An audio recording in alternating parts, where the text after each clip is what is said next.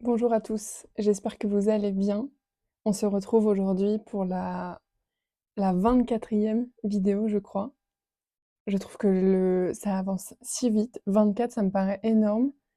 Et je me dis que si les vidéos avancent, c'est aussi que la conférence va arriver vite. Et oui, parce que c'est dans pile poil une semaine. D'ailleurs, quand je tourne, c'est exactement dans une semaine, heure pour heure. Donc, c'est vrai que j'en ai pas beaucoup parlé ici, mais en effet, toutes ces vidéos étaient venues de l'idée de préparer la conférence que je vais faire dans une semaine. Je suis peu revenue dessus pendant les vidéos. Des fois, j'en parle un peu sur mon Insta, j'en parle aussi dans ma newsletter, mais tout le monde n'est pas encore au courant. Donc, si vous ne savez pas encore comment vous inscrire, j'ai mis juste en bas de la description, dans la description, de quoi vous inscrire. Donc, je vous souhaite les bienvenus. Avec grand plaisir de vous avoir. Vous apprendrez aussi qu'est-ce qu'il y a dans la conférence. On va revenir sur mon parcours. C'était aussi pour ça que toutes ces vidéos venaient préparer ben voilà ce moment-là. C'est un peu comme des petits bouts que vous avez eus pour l'instant. Et puis là, et voilà, il y aura vraiment une conférence globale. Ça va durer à peu près 1 heure. Enfin, moi, je propose qu'on se fasse une petite fin de dimanche tranquillou ensemble. Et donc, vous êtes les bienvenus avec grand plaisir. Pour l'instant, il reste quelques places, pas encore trop, mais il y aura au pire d'autres événements à d'autres moments. Je pense pas faire de replay forcément, de rendre disponible, mais en tout cas, sachez que vous êtes les bienvenus. Il reste encore, il me semble, 5 places. Et puis après, ben, c'est que le début, donc ça sera la première conférence, il y en aura d'autres après. Donc voilà.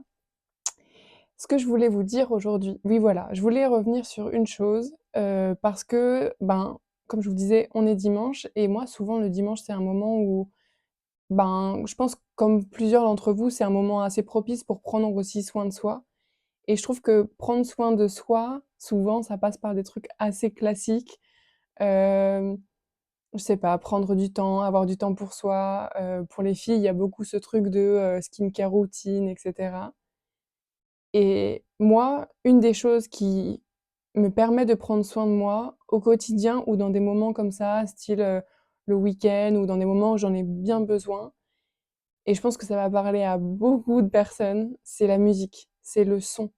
C'est vraiment ce côté entendre quelque chose qui est bien spécifique. Donc on peut parler de musique, moi je sais que enfin je pense qu'on a tous des musiques qui nous parlent plus que d'autres, qui sont plus sur certaines émotions et qui nous captent plus, qui nous permettent plus aussi de changer de mood. Je pense qu'on est beaucoup à soit utiliser la musique pour renforcer un mood, par exemple, on n'est pas bien du tout et on écoute une musique triste, par exemple, ou alors à l'inverse, on est bien et on essaye de faire persévérer, enfin faire poursuivre un peu cette émotion-là, donc avec une musique joyeuse. J'imagine qu'il y a aussi d'autres petits filous qui font peut-être l'inverse, qui prennent, qui voilà pour se faire changer de mood, ben utilisent une musique spéciale qui va leur ramener un peu peut-être de l'espoir ou peut-être de la joie quand c'est un moment qui est un peu moins bien. Moi, j'ai véritablement ces musiques-là, qui sont un peu des musiques doudou, que j'utilise. Elles me sont venues un peu tout au fil de enfin, ouais, tout au long de ma vie, tout au fil de ma vie. Je sais pas comment le dire. Ouais, tout au long de ma vie, c'est ça. Il y en a qui me rappellent l'enfance, il y en a qui me rappellent, des rencontres, il y en a qui me rappellent des certains moments de ma vie où, j'avais besoin pile poil d'entendre ces paroles-là, par exemple. Et puis il y a des choses qui s'expliquent un peu moins et c'est aussi là dont enfin, c'est aussi pour ça que je faisais, cette vidéo-là sur le l'ouïe, sur le pouvoir du son. Hem, c'est qu'il y a aussi, des mélodies. Moi, je sais que j'ai fait du piano depuis toute petite et tout ce qui était d'ailleurs à l'époque, j'ai hésité entre piano et violon parce que je sentais aussi que le violon me faisait un effet dans le son des notes et cetera, qui était juste incroyable et bon, finalement, j'ai choisi le piano, je pense j'avais l'impression que c'était plus simple et plus facile à apprendre. Je sais pas si c'est le cas, mais en tout cas, sur le coup, ça m'a paru un peu plus simple, donc c'est celui que j'avais choisi. Mais du coup, aujourd'hui, moi, je sais que la musique classique, par exemple, et c'est une des musiques qui peut vraiment, il y a pas de paroles, il y a pas de choses, mais ça me ramène à une partie de moi, une partie de mon enfance. Je me souviens aussi que quand on était petits, ma maman, elle nous réveillait le matin, le dimanche matin. Ce qu'elle mettait dans la maison à fond, c'était de la musique classique. Donc ça peut paraître bête comme ça, mais en fait, ça me ramène souvent à des moments comme ça. J'ai aussi souvenir d'une amie dont les parents, mettaient de la musique classique dans la voiture et je pense que c'est aussi quelque chose qu'on peut retrouver. Si on a des habitudes comme ça dans la famille, si, un des parents est fan d'un type de musique ou d'une chanson ou d'un artiste, souvent on va avoir un peu ce doudou-là qui revient. Donc je trouve que c'est des trucs qui sont importants à savoir parce que c'est aussi ce genre de choses-là qui, quand on ne va pas bien ou quand on traverse quelque chose, peut nous aider. Je parlais justement de fait de moins penser à tout ce qui est paroles et cetera, mais plus penser à ce qui est musique et je voulais parler de ça parce que moi, quelques années après mon opération et je pense que si je l'avais connu avant, je m'en serais beaucoup, beaucoup servie. J'ai appris, enfin j'ai en fait, c'est dans une discussion que j'avais eue avec quelqu'un qui me disait que, on avait différentes zones cérébrales dans le cerveau et cetera et que c'était vraiment quelque chose d'important à comprendre pour aussi comprendre son développement. C'est-à-dire qu'il y a des choses enfin, en fait, on est dans des états de conscience qui sont différents au fur et à mesure de notre vie, au fur et à mesure de notre évolution, entre différents âges. Donc on passe enfin, d'ailleurs, j'en parle souvent dans mes coachings, j'ai comme un schéma pour expliquer ça. Et on voit qu'on passe les années, en fait, les stades des années, et on voit les ondes cérébrales qui changent à l'intérieur. Et en fait, ça vient dire que à des certains moments, ce qui peut se passer comme traumatisme, comme événement, comme souvenir, vient s'encoder à un niveau différent. Et c'est pour ça aussi que, par exemple, des fois, on va entendre un certain son, une certaine onde, qui peut nous faire revenir sur des souvenirs d'enfance ou, à l'inverse, nous mettre dans un truc de quelque chose un peu plus futuriste, etc. Je sais pas si je suis très claire, mais vous pouvez me demander en commentaire des précisions ou même de vous envoyer le schéma, je serais ravie de vous l'envoyer. Et ce que je veux dire, c'est qu'il y a plein de choses qui, du coup, se sont comme encodées à l'intérieur de nous. Il faut savoir que, du coup, les ondes enfin, à partir de l'âge de 12 ans, on rentre en onde bêta, mais avant ça, on a toutes ces ondes quand on est enfant, qui sont des ondes un peu comme éponges. On parle souvent des ondes θ, je pense que vous pouvez en avoir déjà entendu parler, qui sont des ondes autour de 7 ans à peu près, plus ou moins 7 ans. Et en fait là, l'enfant, et on le dit souvent d'ailleurs, les enfants sont comme des éponges, mais c'est aussi biologiquement, c'est aussi que les ondes cérébrales sont actives uniquement à ce stade-là. Et donc les choses qui sont encodées comme ça sont souvent des choses qui sont inconscientes.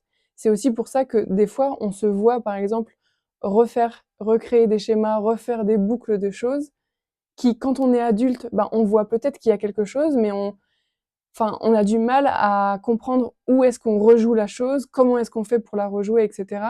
Ce sont des choses qui se sont encodées bien d'avant.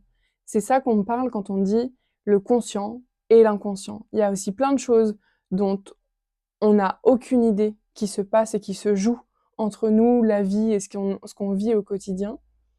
Et c'est vrai que c'est une réalité, hein, mais on a 5% de conscient et 95% d'inconscient. Ça peut paraître fou dit comme ça, mais ça veut dire qu'on a une énorme marge de manœuvre et une énorme marge de potentiel.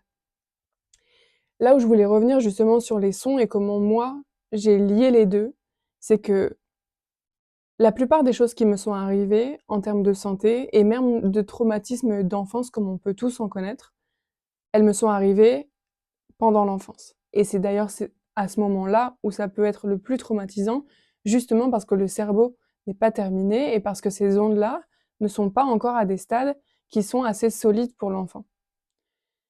Et du coup, ces choses-là qui se sont encodées en moi, il y a des fois où enfin, c'est des choses qui peuvent encore me bloquer. D'ailleurs, c'est drôle quand je dis ça, il y a quelque chose qui vient ici me bloquer. Et en fait, je vous avais déjà parlé notamment de blocage, d'addiction, de choses que je voyais qui, même en étant adulte et même en étant consciente de ce qui se passait réellement, je n'arrivais pas à les changer, je n'arrivais pas à les débloquer. Et j'ai beaucoup travaillé avec les sons pour ça. Je travaille, en fait, sincèrement, moi j'ai tout testé, parce qu'à l'époque je ne connaissais vraiment rien, je connaissais peu de choses à mon fonctionnement, mon corps, ma tête, comment fonctionnaient mes différents organes entre eux, etc. Je ne connaissais pas. Donc j'ai fait à tâtons. Je me suis beaucoup renseignée et j'ai aussi fait beaucoup par l'expérience. Et avec les sons, c'était principalement par l'expérience. Au tout début, j'ai testé, enfin, il y a plein de vidéos sur YouTube justement d'ondes cérébrales, et j'ai testé pas mal de petites choses. Je voyais des choses que ça venait activer, désactiver à l'intérieur de moi. Je sentais aussi des sensations dans mon corps et je trouvais ça magnifique d'expérimenter ça.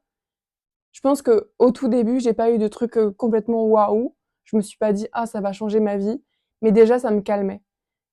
Par exemple, des fois, quand je fais de la méditation, je n'utilise pas forcément quelque chose de très guidé.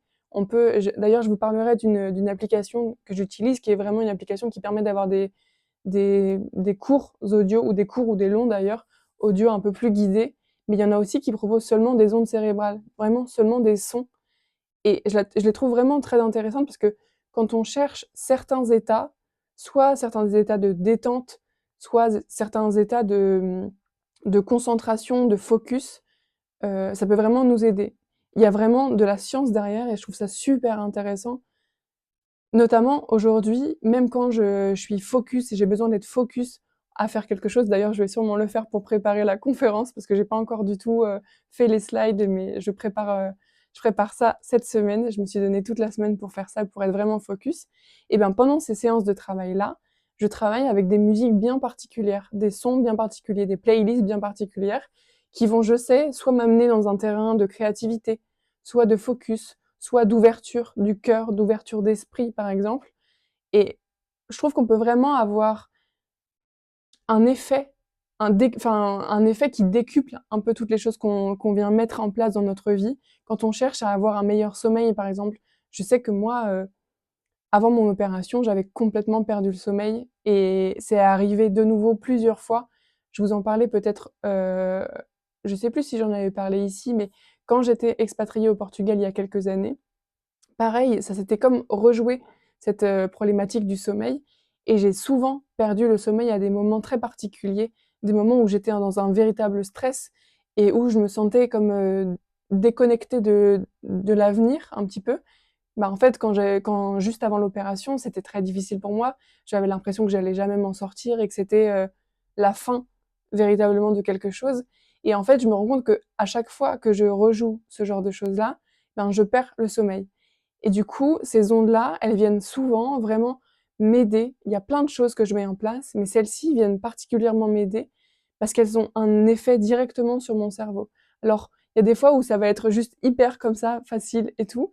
Dès le premier soir, ou par exemple, où on essaie de s'endormir avec, ça va nous faire un effet. Et puis, il y a d'autres moments où peut-être qu'on va juste, dans une pratique un peu quotidienne, quelque chose de répété, on va voir les choses s'accentuer, ou oh, bizarrement, je retombe plus dans ce type de schéma, etc., etc.